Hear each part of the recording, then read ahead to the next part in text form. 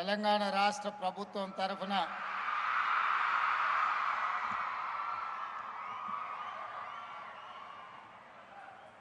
వెనుకబడిన తరగతుల సంక్షేమ శాఖ ఆధ్వర్యంలో మాజీ మంత్రివర్యులు ఖైరతాబాద్ శాసనసభ్యులు మిత్రులు దానం నాగేందర్ గారి సభాధ్యక్షతన శ్రీ మహాత్మా జ్యోతిబా పూలే మరియు శ్రీమతి సావిత్రిబాయి పూలే దంపతుల యొక్క విగ్రహావిష్కరణ కార్యక్రమానికి నాతో పాటు ఉప ముఖ్యమంత్రి వర్యులు మిత్రులు పట్టి విక్రమార్క గారిని, పిసిసి అధ్యక్షులు మిత్రులు శాసనమండలి సభ్యులు మహేష్ కుమార్ గౌడ్ గారిని, హైదరాబాద్ ఇన్ఛార్జ్ మంత్రివర్యులు మిత్రులు పొన్నం ప్రభాకర్ గారిని, సహచర మంత్రివర్గ సభ్యులు దుద్దిల్ల శ్రీధర్ బాబు గారిని, సోదరిమణి మంత్రివర్యులు కొండా సురేఖ గారిని, మరో సహచర మంత్రివర్గ సభ్యులు వాకిటి శ్రీహరి గారిని, మరో సహచర మంత్రివర్గ సభ్యులు మహమ్మద్ అజారుద్దీన్ గారిని, ప్రభుత్వ ప్రత్యేక సలహాదారులు పెద్దలు మాజీ పార్లమెంట్ సభ్యులు మాజీ పిసిసి అధ్యక్షులు కె కేశవరావు గారిని, మరో ప్రభుత్వ ప్రత్యేక సలహాదారులు మాజీ పిసిసి అధ్యక్షులు వి హనుమంతరావు గారిని, బలహీన వర్గాల నాయకుడు 5 దశాబ్దాలు మీకోసమే కొట్లాడిన రాజ్యసభ సభ్యులు మిత్రులు ఆర్ కృష్ణయ్య గారిని, అదేవిధంగా మరో రాజ్యసభ సభ్యులు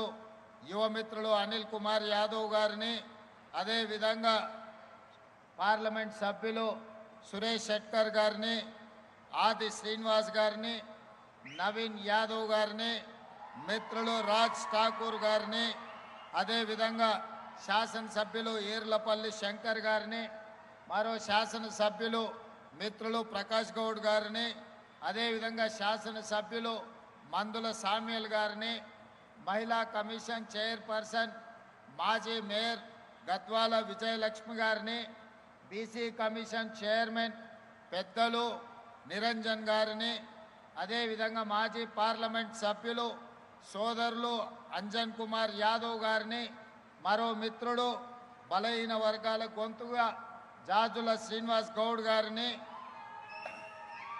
వివిధ కార్పొరేషన్ల చైర్మన్లను, బలహీన వర్గాల సంఘాలకు సంబంధించిన చాలామంది నాయకులను, ప్రాణ సమానులైన యువమిత్రులు తమ్ముళ్ళు చెల్లెళ్ళు వేలాదిగా హాజరయ్యి ఆదర్శ పురుషుడైన జ్యోతిబా పూలే దంపతుల యొక్క విగ్రహావిష్కరణ కార్యక్రమాన్ని ఒక పండుగ వాతావరణంలో నిర్వహించినందుకు మనస్ఫూర్తిగా అభినందనలు తెలియజేస్తున్నా. మిత్రులారా, చాలా సందర్భాలలో చాలా ప్రదేశాలలో డాక్టర్ బాబాసాహెబ్ అంబేద్కర్ గారి విగ్రహాన్ని లేదా మహాత్మా గాంధీ గారి విగ్రహాన్ని లేదా జ్యోతిబా పూలే విగ్రహాన్ని లేదా శ్రీమతి ఇందిరాగాంధీ రాజీవ్ గాంధీ గారి విగ్రహాలను ఈ రాష్ట్రంలో ఈ దేశంలో ఎక్కడికి వెళ్ళినా మనం చూస్తూ ఉంటాం. చాలామంది ఈ విగ్రహాల దగ్గరికి జయంతి వర్ధంతుల సందర్భంగా వారిని స్మరించుకోవడానికి, వారు చేసిన గొప్పతనాలను మాట్లాడుకోవడానికి మనం వేదికలుగా చూస్తూ ఉంటాం, వేదికలుగా మనం ఉపయోగిస్తూ ఉంటాం. కానీ మిత్రులారా, ఇక్కడున్న యువ మిత్రులు ముఖ్యంగా మా చదువుకుంటున్న తమ్ముళ్ళు చెల్లెళ్ళు ఈనాడు స్ఫూర్తిగా తీసుకోవలసింది, ఎక్కడైతే ప్రజా కూడలి ఉందో అది గ్రామంలో కావచ్చు, పట్టణంలో కావచ్చు, నగరంలో కావచ్చు, లేదా ఈరోజు హైదరాబాదు నగర నడిబొడ్డున నక్లెస్ రోడ్డులో కావచ్చు, ఒక పక్కన అంబేద్కర్ మరొక పక్కన జ్యోతిబా పూలే, చౌరస్తాలో శ్రీమతి ఇందిరాగాంధీ గారు, ఆ పక్కన పివి నరసింహారావు గారి విగ్రహాలను మనం ఆవిష్కరించుకున్నాం.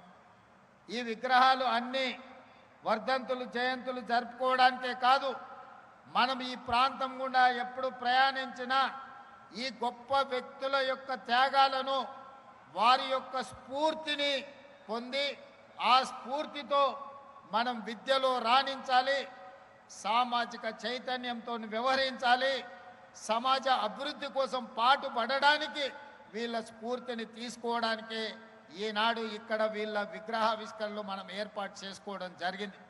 మిత్రులారా, ఈరోజు నక్లెస్ రోడ్ చౌరస్తా ఒక అద్భుతమైన చౌరస్తా. ఇక్కడికి వస్తే కష్టాలలో ఉన్న, సమస్యలలో ఉన్న ఈ చౌరస్తాలో నిలబడితే నిలువెత్తు విగ్రహం డాక్టర్ బాబాసాహెబ్ అంబేద్కర్ అట్టడుగు వర్గాల నుంచి, సమాజ నిర్లక్ష్యాన్ని నుంచి ఈరోజు ఆకాశమంత ఎత్తుకెదిగిన డాక్టర్ బాబాసాహెబ్ అంబేద్కర్ ఈరోజు రాజ్యాంగాన్ని ఇవ్వడమే కాదు, ఓటు హక్కునివ్వడం ద్వారా ఓటునే ఆయుధంగా పాలకులను ఎన్నుకోవడానికి, క్రమశిక్షణ తప్పిన పాలకులను శిక్షించడానికి ఈనాడు ఓటు హక్కు అందించిన గొప్ప ప్రదాత డాక్టర్ బాబాసాహెబ్ అంబేద్కర్ గారు ఇక్కడ ఆవిష్కరించబడ్డారు.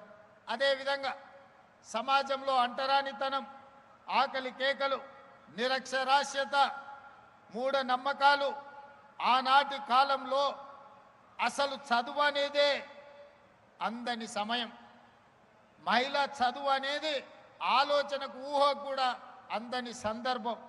150, 160 సంవత్సరాల క్రితం ఆనాడు జ్యోతిబా పూలే మనలో చైతన్యం రావాలి అనంటే, మన బతుకులు బాగుపడాలి, మన తలరాత మారాలి అంటే చదువు ఒక్కటే ఆయుధంగా మారాలి.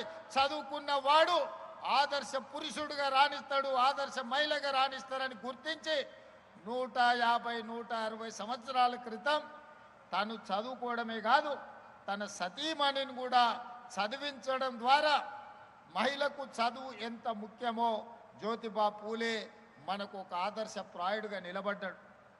136 సంవత్సరాల క్రితం మరణించిన ఈనాడు కూడా ఈ తరం మనం వారిని ఆదర్శ పురుషుడిగా భావిస్తున్నామంటే సమాజంలో వారు తీసుకొచ్చిన సామాజిక విప్లవాన్ని ఈరోజు మనం గుర్తు చేసుకుంటున్నామంటే ఆయన ఆలోచన ఎంత ముందస్తుగా, ఎంత గొప్పగా వారు ఆలోచన చేసిండ్రో ఇవాళ మనం అర్థం చేసుకోవాల్సిన అవసరం ఉన్నది.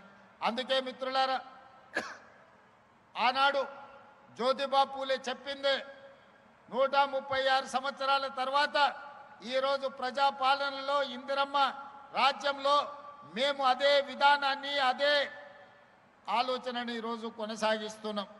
నేను పలు సందర్భాలలో ఇక్కడున్న మా యువకులకు తెలుసు, చదువు ఒక్కటే మన తలరాతను మారుస్తుంది, చదువు ఒక్కటే మన ఆత్మగౌరవాన్ని నిలబెడుతుంది, చదువు ఒక్కటే సమాజంలో మనకు గుర్తింపునిస్తుంది. మన చదువే మన తల్లిదండ్రులను మన గ్రామంలో, మన పట్టణంలో, మన రాష్ట్రంలో తలెత్తుకొని నిలబడే విధంగా మన తల్లిదండ్రుల గౌరవం పెరుగుతుందని నేను పదే పదే ఈరోజు చెబుతున్నా. ఈనాడు మన ప్రభుత్వం వచ్చిన తర్వాతనే వివక్షకు లోనైన, సమాజంలో విభజన కావించబడ్డ కులాల విభజనను ఈరోజు కులాల నిర్మూలన చెయ్యాలి అనంటే, సామాజిక చైతన్యం తీసుకురావాలి అనంటే బీసీ కులాలు వేరు, ఎస్సీ కులాలు వేరు, ఎస్టీ కులాలు వేరు, మైనారిటీ కులాలు వేరువేరుగా రెసిడెన్షియల్ స్కూళ్ళల్లో చదువుకోవడం కాదు, అందరు కలిసి కట్టుగా ఉన్నత వర్గాలతో సహా ఒకే దగ్గర చదువుకోవడం ద్వారా, ఒకే దగ్గర కూర్చొని తినడం ద్వారా, కలిసి జీవించడం ద్వారా కుల వ్యవస్థను నిర్మూలించవచ్చని ఈరోజు యంగ్ ఇండియా రెసిడెన్షియల్ స్కూల్స్ని ఒక విప్లవాత్మకమైన మార్పుని ఈరోజు తెలంగాణ రాష్ట్ర ప్రభుత్వం తీసుకొచ్చింది. ఇదే కాదు, ఈరోజు చదువు ఒక్కటే మన జీవితాలలో వెలుగు నింపుతుందని నర్సరీ నుంచి 12th క్లాస్ వరకు ఈరోజు సమూలంగా విద్యా వ్యవస్థను ప్రక్షాళన చేసి, నర్సరీ నుంచి బ్రేక్ఫాస్ట్, లంచ్, ఈవినింగ్ స్నాక్స్తో సహా కాస్మెటిక్ ఛార్జెస్, డైట్ ఛార్జెస్ పెంచడమే కాకుండా నాణ్యమైన విద్యను ఈరోజు ప్రభుత్వ పాఠశాలల్లో, కళాశాలల్లో ఇవాళ అందించాలని ఈరోజు మనం ప్రయత్నం చేస్తున్నాం. పెద్దలు ఆర్ కృష్ణయ్య గారు చెప్పారు ఫీజు రియంబర్స్మెంట్ గురించి. గతంలో జరిగిన అవకతవకలను వదిలేస్తే ఈ విద్యా సంవత్సరం నుంచి అడ్వాన్స్గా బ్యాంకు ఖాతాలో డబ్బులు రెడీగా పెడుతున్నాం.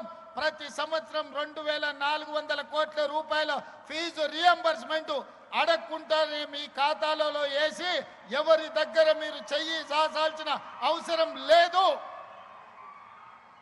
పారదర్శకంగా ప్రక్షాళనతో ఈరోజు మీ ఫీజు రియంబర్స్మెంట్ను అమలు చేయడానికి ఈ ప్రభుత్వం నిర్ణయం తీసుకున్నది. ప్రతి సంవత్సరం ఆర్ కృష్ణయ్య గారికి, మా జాజుల శ్రీనివాస్ గారికి విజ్ఞప్తి చేస్తున్నా, ప్రతి సంవత్సరం 2300 కోట్ల రూపాయల ఫీజు రియంబర్స్మెంట్ అడ్వాన్స్గా బ్యాంకు ఖాతాలో పెట్టి విద్యార్థుల ఖాతాలోకి నగదులు బదిలీ చేసే విధంగా ఈరోజు సమూలమైన ప్రక్షాళన తీసుకొచ్చి బ్యాంకులో మా పట్టి గారు ఈ అకాడమిక్ ఇయర్కు సంబంధించిన 250 కోట్లు అడ్వాన్స్గా ఈరోజు ఖాతాలో పెట్టిండు. పిల్లలు కాలేజీల అడ్మిషన్లు వచ్చినెంబడే మీరు ఆన్లైన్లో అప్లై చేసుకోండి. విత్ ఇన్ ఏ మంత్ మీ ఖాతాలో మీ ఫీజు పడుతుంది.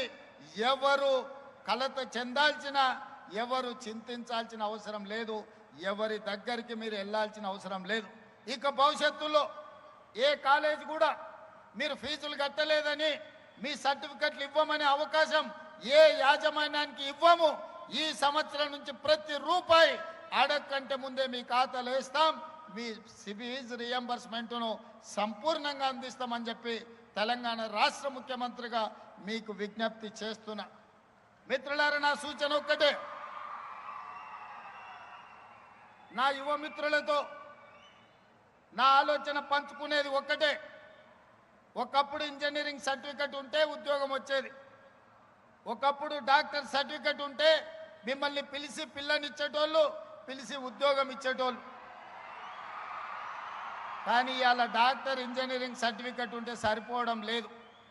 మీ చదువులో నాణ్యం ఉందా, మీరు బాగా చదువుకున్నారా, మీరు ర్యాంక్ స్టూడెంట్సా కాదా, మీకు స్కిల్ ఉన్నదా లేదా అని ఈరోజు ప్రశ్నించే పరిస్థితి వచ్చింది. అందుకే నేను స్పష్టంగా చెప్పిన, నర్సరీ నుంచి 12th వరకు ఎడ్యుకేషన్, 12th పైన స్కిల్ నేర్పాలి అని.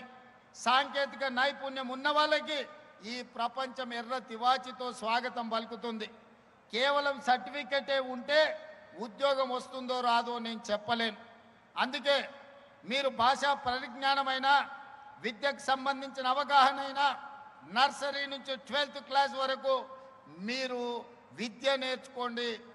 12th తర్వాత ఏటీసీలు కావచ్చు, ఐటీఐలు కావచ్చు, పాలిటెక్నిక్ కావచ్చు, స్కిల్ యూనివర్సిటీ కావచ్చు, ఇతర సాంకేతిక నైపుణ్యం, ముఖ్యంగా మా ఆడపిల్లలు ఇక్కడ ఉన్నారు, మీరు నర్సింగ్ చదువుకున్నారంటే 2 లక్షల రూపాయలతోని జర్మనీ, జపాన్, సౌత్ కొరియా లాంటి దేశాలలో మీకు ఉద్యోగాలు ఎదురు చూస్తున్నాయి.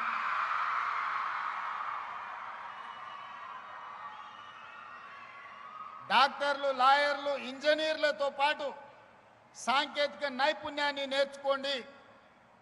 ఐఏఎస్లు, ఐపీఎస్లతో పాటు సాంకేతిక నైపుణ్యం నేర్చుకోండి. ఈరోజు మన ప్రభుత్వం సాంకేతిక నైపుణ్యం కోసం సంపూర్ణమైన అవగాహనతో ముందుకు వెళ్తున్నది. ఒకప్పుడు ఇంజనీరింగ్ చదువుకుంటే, ముఖ్యంగా కంప్యూటర్ సైన్స్ చదువుకుంటే మీకు అమెరికాలో ఉద్యోగం వచ్చేది. అమెరికా వెళ్తాడు, ఐటీ ఉద్యోగం వస్తుంది, డాలర్లు మాకు పంపిస్తారు, మా జీవితాలలో మార్పు వస్తుందని తల్లిదండ్రులు ఆశించరు. కానీ ఇవాళ ఆనాడు ఉద్యోగాలు వచ్చిన ఐటీ నిపుణులు కూడా ఉద్యోగాలు పోయి ఈరోజు వెనక్కి మళ్ళీ ఇంటికి వచ్చే పరిస్థితి వచ్చింది. ప్రధానంగా సాంకేతిక విప్లవం వచ్చింది. ఆర్టిఫిషియల్ ఇంటెలిజెన్స్ వల్ల ఇంజనీరింగ్ గ్రాడ్యుయేట్ ఐటీ నిపుణుల ఉద్యోగాలు కూడా పోయే పరిస్థితి వచ్చింది. మరి ఏ విధంగా ఈ సంక్షోభాన్ని ఎదుర్కోవాలో ఈరోజు మనం ఆలోచన చేయాల్సిన అవసరం ఉన్నది. అందుకే ప్రభుత్వం ముందస్తు ఆలోచన చేసి 2024లోనే టాటా సంస్థతో మాట్లాడి ఈరోజు అడ్వాన్స్ టెక్నాలజీ సెంటర్లను 119 నియోజకవర్గాల్లో 119 ఇన్స్టిట్యూట్స్ని ఈరోజు ప్రారంభించింది. ఏటీసీలో చేరితే ప్రతి స్టూడెంట్కు 2000 రూపాయలు స్టైఫండ్ ఇవ్వడం ద్వారా మీ తొవ్వ ఖర్చులకు, మీ చేతి ఖర్చులకు, మీ తల్లిదండ్రుల మీద ఆధారపడకుండా బట్టి విక్రమార్క గారే ఈరోజు మీకు నగదు ఇస్తున్నాడు. ఉచితంగా చదువు చెప్పడమే కాదు, సాంకేతిక నైపుణ్యం నేర్పడమే కాదు, జర్మన్, జపానీస్ లాంగ్వేజ్ నేర్పించడమే కాదు, ఇంగ్లీష్తో పాటు ఈరోజు విద్యతో పాటు సాంకేతిక నైపుణ్యాన్ని నేర్పిస్తున్నాం. అందుకే డాక్టర్లు, లాయర్లు, ఇంజనీర్లతో పాటు సాంకేతిక నైపుణ్యం నేర్చుకోవడానికి ఈరోజు మీరు సంసిద్ధులు కండి. ఒకప్పుడు చదువులు పోటీ తక్కువ ఉన్నప్పుడు సర్టిఫికెట్ ఉంటే ఉద్యోగం వచ్చేది. ఇవాళ పరిస్థితి లేదు. మొన్న మేము గ్రూప్ 1 ఉద్యోగాలు 562 మందిని నియమిస్తే 60% బలహీన వర్గాలకు ఉద్యోగాలు వచ్చినాయి. ఉన్న రిజర్వేషన్ 42% మేము ఇస్తామంటే 60% గ్రూప్ 1 ఆఫీసర్లు ఈరోజు బీసీలో పిల్లలు సెలెక్ట్ అయినరు. లక్షలాది మంది కాంపిటేటివ్ ఎగ్జామ్స్ రాసిండ్రు. చదువులో పోటీ పెరిగింది.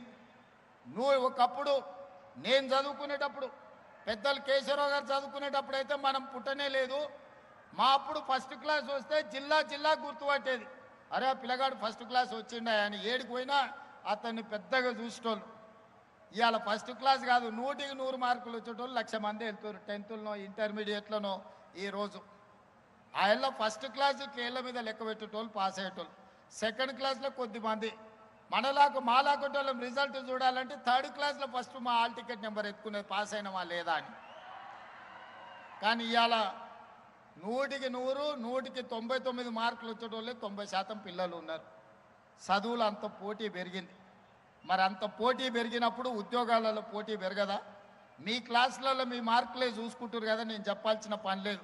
అసలు ఎవరైనా 35-40 మార్కులతో పాస్ అయ్యేటోళ్ళు ఈ కాలంలో ఎవరైనా ఉండరా? 90 పైనే సీటు రావాలంటే 100%, 99%, 98%లోనే మంచి కాలేజీలలో సీట్లు ఆగిపోతున్నాయి. మా జర్నలిస్టులు కూడా ఇడు వాళ్ళ పిల్లల చదువులు వాళ్ళకి తెలియదా ఎంత పరిస్థితి ఉందో? మరి ఇంత పోటీ ప్రపంచంలో అందరూ 100కి 100% తెచ్చుకోవాలంటే సాధ్యం కాకపోవచ్చు. కొందరు చదువు కంటే కూడా సాంకేతిక నైపుణ్యంలో రాణించే వాళ్ళు ఉంటారు. కొందరు క్రీడల్లో రాణించే వాళ్ళు ఉంటారు. ఆటల్లో మేటి ఉంటారు. మట్టిలో మాణిక్యాలు ఉంటారు. వాళ్ళు క్రీడల వైపు వచ్చినా, అందుకే యంగ్ ఇండియా స్పోర్ట్స్ యూనివర్సిటీ ద్వారా క్రీడలలో రాణించిన కోట్ల రూపాయల నగదు బహుమతే కాదు, ప్రభుత్వ ఉద్యోగాలు ఇస్తామని నిన్నగాక మొన్న గ్రూప్ 1లో నిఖత్ జరీన్ బాక్సింగ్ ఛాంపియన్కు డిఎస్పీ ఉద్యోగం ఇచ్చినాం. సిరాజుద్దీన్ క్రికెట్ ప్లేయర్కు ఉద్యోగం ఇచ్చినాం. ఒలింపిక్స్లో మెడల్ సాధించిన దీప్తి జువాంజీ వరంగల్లో గ్రూప్ 2 ఉద్యోగాలు ఇచ్చినాం. కాబట్టి ఇవాళ యువమిత్రులకు నా సూచన, చదువుతో పాటు సాంకేతిక నైపుణ్యం నేర్చుకోండి. జర్మనీ, జపాన్, సౌత్ కొరియా పంపించే బాధ్యత రాష్ట్ర ప్రభుత్వం మీ రేవంత్ అన్న తీసుకుంటాడు. మిమ్మల్ని ఆ దేశాలకు పంపించి మీ తల్లిదండ్రులు మీ భవిష్యత్తు కోసం ఎంత బాధ్యతాయుతంగా వ్యవహరిస్తారో అంతే బాధ్యతతోని మీ భవిష్యత్తు కోసం నేను ప్రణాళికలు రచిస్తా. మీరు అద్భుతంగా రాణించండి. సాంకేతిక నైపుణ్యంలో జర్మన్, జపాన్, సౌత్ కొరియా లాంటి దేశాలలో మీకు ఉద్యోగాలు ఇప్పించే బాధ్యత నేను తీసుకుంటా. మీరు క్రీడల్లో రాణించండి. రాష్ట్ర స్థాయిలో మెడల్లు సాధించండి. దేశ స్థాయిలో దేశానికి గౌరవాన్ని తీసుకురండి. ఒలింపిక్స్లో మెడల్ తీసుకురండి. ప్రభుత్వ ఉద్యోగాలు ఇచ్చి నగదు నజరానాలు ఇచ్చే బాధ్యత మీరు రేవంత్ అన్న తీసుకుంటాడు. అది నాది జిమ్మేదారి. ఇవాళ చదువుకుంటేనే మన బతుకులు మారుతాయి. చదువుకుంటేనే మన తలరాత మారుతుంది. సాంకేతిక నైపుణ్యం ఉంటేనే ఉద్యోగ ఉపాధి అవకాశాలు వస్తాయి. అవకాశాలు అందిపుచ్చుకోవాలి. అవకాశాల కోసం పోటీ పడాలి. మన ప్రభుత్వం అమలు చేస్తున్న సంక్షేమం కావచ్చు, అభివృద్ధి కావచ్చు, సామాజిక చైతన్యంతో తీసుకుంటున్న విప్లవాత్మకమైన ప్రభుత్వ నిర్ణయాలు కావచ్చు. ఆనాడు 40 సంవత్సరాలు కృష్ణ మాదిగ ఎస్సీ కులాల వర్గీకరణ కోసం కొట్లాడాడు. మాదిగ ఉపకులాల కోసం దేశం మొత్తం పోరాటం చేశారు. 30-40 సంవత్సరాలు ఎవ్వరు అమలు చేయలే. ఈనాడు ధైర్యంగా గుండె మీద చేసుకొని తెలంగాణ రాష్ట్ర ముఖ్యమంత్రిగా దేశంలో మొట్టమొదటి రాష్ట్రంగా మాదిగ ఉపకులాల వర్గీకరణ చేసి ఈరోజు 30-40 మంది గ్రూప్ 1 అధికారులకు నియామక పత్రాలు అందించిన ప్రభుత్వం తెలంగాణ రాష్ట్ర ప్రభుత్వం. మాదిగ ఉపకులాల వర్గీకరణ చేయడం ద్వారా సమాజంలో ఉన్న సమస్యను పరిష్కరించడం. కులగణన ఈ దేశంలో గొర్రెలకు లెక్కుంది, బర్రెలకు లెక్కుంది, కోళ్ళకు లెక్కుంది, కుక్క పిల్లలకు లెక్కుంది, చాప పిల్లలకు కూడా లెక్కుంది. కానీ మా బలైన వర్గాలకు లెక్క లేదు. 100 సంవత్సరాల నుంచి ఎవరు లెక్కగట్టాలన్న ఆలోచన చేయలే. ఆలోచన చేసిన ధైర్యం చేయలేదు ఎవరు బలైన వర్గాలను లెక్కించడానికి. 1931లో బ్రిటిష్ రాజులు చేస్తే 100 ఏళ్ళే మళ్ళీ ఎవరు చేయలే. కానీ ఈనాడు మా మిత్రుడు మహేష్ కుమార్ గౌడ్ గారు, మా సోదరుడు బట్టి విక్రమార్క గారు, నేను కలిసి పొన్నం ప్రభాకర్ గారి అధ్యక్షతన ఈ దేశంలోనే మొట్టమొదటి రాష్ట్రం తెలంగాణ రాష్ట్రం జనగణన చేసి బలహీన వర్గాల లెక్క తేల్చి మీరు ఎంతమంది ఉన్నారో, మీరు ఎంత భాగస్వామ్యం మీకు ఇవ్వాలో లెక్కలు తేల్చి ఈరోజు కేంద్ర ప్రభుత్వానికి సవాలు విసిరిన ప్రభుత్వం తెలంగాణ రాష్ట్రంలో ఉంది. మీ రేవంత్ అన్నగా నేను మీకోసం చేసి పెట్టిన ఈరోజు ఫిబ్రవరి 2024 నాడు మొదలుపెట్టి ఫిబ్రవరి 2025 నాటికి సంవత్సరం తిరిగే లోపల లెక్కలు మొత్తం లెక్క పెట్టి ఫిబ్రవరి 4ను సామాజిక సోషల్ జస్టిస్ డేగా ఈరోజు తెలంగాణ రాష్ట్ర ప్రభుత్వం జరుపుకుంటుంది. సోదరులారా, వేదిక మీద ఉన్న మిత్రులందరికీ తెలుసు, జాజుల శ్రీనివాస్ గౌడ్ గారికి చాలా వివరంగా తెలుసు ఎన్ని ఒత్తిళ్లు వచ్చినాయో, ఏ పరిస్థితుల్లో తప్పు జరగకుండా కోర్టుల ముందు నిరంజన్ గారు ఉన్నారు, ఇక్కడే బీసీ కమిషన్ చైర్పర్సన్, కోర్టులో పిటిషన్లు వేసినోళ్ళు, లిటిగేషన్లు పెట్టినోళ్ళు, ముందుకు వద్దన్నోళ్ళు, శాపనార్థాలు పెట్టినోళ్ళు, కులగణన జనగణనలో భాగస్వామ్యం చెయ్యనోళ్ళు, మాజీ ముఖ్యమంత్రి మాజీ మంత్రులు చేసినోళ్ళు ఈ జనగణ బీసీ కులగణలో పాల్గొనలే. వాళ్ళు లెక్కలకే రాలే. ఎందుకంటే లెక్క పెడితే వాళ్ళు ఎంతమంది ఉన్నారో తెలుస్తుంది, వాళ్ళకి ఎన్ని పదవులు ఇచ్చినారో తెలుస్తుందని లెక్కలోనే వాళ్ళు లైన్లో నిలబడలే. అయినా వాళ్ళు అసెంబ్లీలో వ్యతిరేకించిన చట్టపరంగా కమిషన్ నియమించి చట్టపరంగా అన్ని నిబంధనలు అమలు చేసి ఈరోజు దేశంలోనే మొట్టమొదటి రాష్ట్రంగా బలహీన వర్గాల లెక్కలు తేల్చిన రాష్ట్రం తెలంగాణ రాష్ట్రం. మనమే మొదటి రాష్ట్రం, మనమే చివరి రాష్ట్రం. ఇన్ని గొప్పలు చెప్పే ప్రధానమంత్రి గారు గుజరాత్లో కూడా చెయ్యలేదు. ఈరోజు భారతదేశ జనాభా లెక్కలు కట్టాలి అనంటే కులగణన చెయ్యక తప్పని పరిస్థితి ప్రధానమంత్రికి కల్పించడం. మా హనుమంతరావు గారు ఢిల్లీ స్థాయిలో కొట్లాడుతున్నాడు. ఢిల్లీలో ధర్నా జరిగినప్పుడు కూడా నేను అక్కడికి వెళ్ళినా. వెనకటికి పెద్దోళ్ళు చెప్పారు ఏట్లేసినా లెక్కగట్టి వెయ్యాలని. మరి బలహీన వర్గాలకు సంక్షేమాన్ని అందించాలన్నా, బలహీన వర్గాలకు ఉద్యోగ ఉపాధి అవకాశాలు ఇవ్వాలన్నా వాళ్ళ లెక్క ఉండాలి కదా. ఆ లెక్కను జిమ్మెదారితో మన ప్రభుత్వం చేసింది, మీకోసం చేసింది, మీ భవిష్యత్తు కోసం చేసింది. భవిష్యత్ తరాల యొక్క అభ్యున్నతే మా ఆలోచన. ఇవాళ సామాజిక చైతన్యానికి అవసరమైన ప్రతి నిర్ణయాన్ని ఎస్సీ వర్గీకరణ కావచ్చు, బీసీ కులగణన కావచ్చు, ఈ రకంగా ప్రతి సమస్యను ఒకటొకటిగా పరిష్కరించుకుంటూ పోతున్నాం. మిత్రులారా, ఆనాడు ప్రభుత్వం మీరు చూసి ఉండొచ్చు. ఆనాటి ప్రభుత్వం నినాదం ఏంది? బర్రెలు గొర్రెలు పెంచుకోండి, చేపలు పట్టుకోండి, చెప్పులు గుట్టుకోండి అని చెప్పి బలహీన వర్గాలను దళితులకు కులవృత్తి చేసుకోండి అని చెప్పిండ్రు. ఆనాడు ప్రభుత్వం పెద్ద పెద్ద ప్రకటనలు ఇచ్చింది. మా మిత్రుడు శ్రీహరి ఉన్నాడు, చేపలు పట్టుకోండి అని ముదిరాజులకు మా బెస్త సోదరులకు చెప్పారు. గొర్రెలు బర్రెలు పెంచుకోండి అని మా యాదవ్ సోదరులకు చెప్పిండ్రు. మా సోదరులు మా దళిత సోదరులకు చెప్పులు కుట్టుకోమని చెప్పిండు. ఎందుకయ్యా అంటే మీరు గొర్రెలు బర్రెలు పెంచుకొని, మీరు చేపలు పట్టుకొని, మీరు చెప్పులు కుట్టుకుంటుంటే వాళ్ళ పిల్లలు మాత్రం రాజ్యాలు ఏలాలని వాళ్ళ ఆలోచన.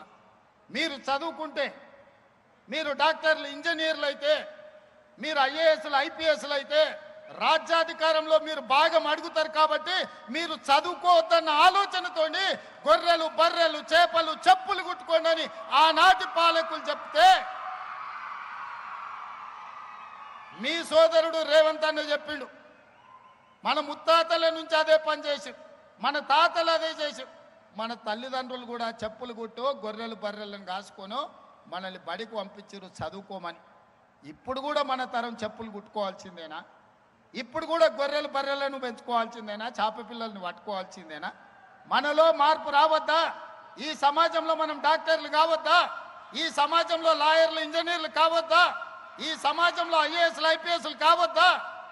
ఈ సమాజంలో ఎమ్మెల్యేలు ఎంపీలై మంత్రులై ఈ దేశ పరిపాలనలో భాగస్వాములు మీరు కావద్దా?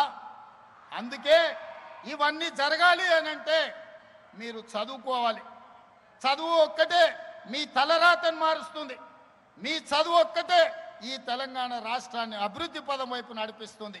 భారతదేశాన్ని ప్రపంచ చిత్రపటంలో గొప్ప దేశంగా నిలబెడుతుంది. దానికి చదువు ఒక్కటే పరిష్కారం, చదువు ఒక్కటే మార్గం. ఇది నేను చెప్పడం లేదు.